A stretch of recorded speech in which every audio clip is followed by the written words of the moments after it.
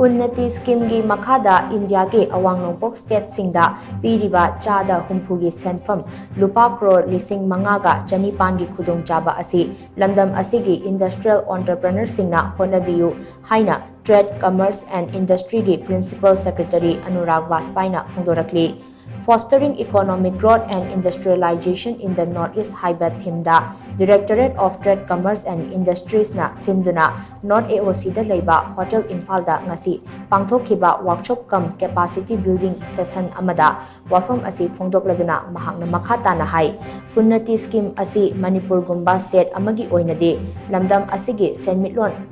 Hotnabiu Hotnabada yamna maru oiba central scheme amani scheme asina maru oina awang nongpoki state singda leiriba small scale industry sing asi modernize tawraba tungda egg easy MSME gi thakta pukhatuna stock exchange tagi Khudong Chaba lawba ngamnaba hotnasi maram aduna lamdam asida leiriba entrepreneur small scale business amadi establishment kaya chalairiba singna scheme asigi Khudong Chaba lawbiyu scheme asi ahanba lakpa miyoi singda Khudong Chaba phangani scheme asigi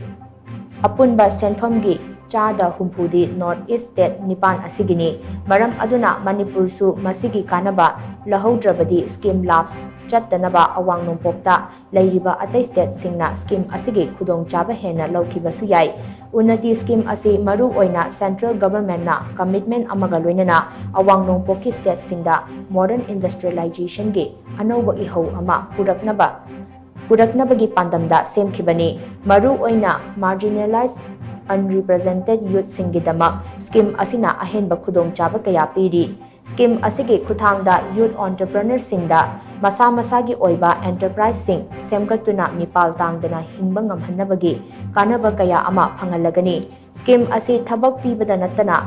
diversified employment generation gi achoba platform amasu oiri scheme asi kumja lising ani kuntra marigi March kuntra mathoi fauba chatnagani scheme asigi Khudong Chaba dongnin basingna kumja lising ani kuntaruki March kuntra mathoi faubugi manungda apply tobirapa yagani scheme asi saruk ani thokna leigani scheme asigi ahanba sarukta lupa Crore lishing mapangi shenpham beneficiary singda yanthokani aduga scheme asigi anishuba sarukta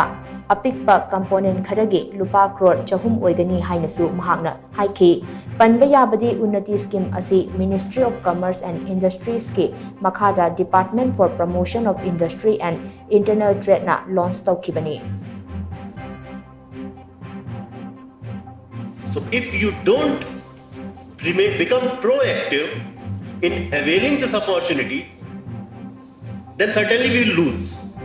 Other states will take over, other northeastern states like Assam, Tripura, even Meghalaya, Sikkim. So do we want that? We have to compete in the region also, and our industries are the most important stakeholder in this scheme. They have to become proactive. Industry associations, I would like to urge you to take up this UNNATI Scheme and try to convey this message among your members.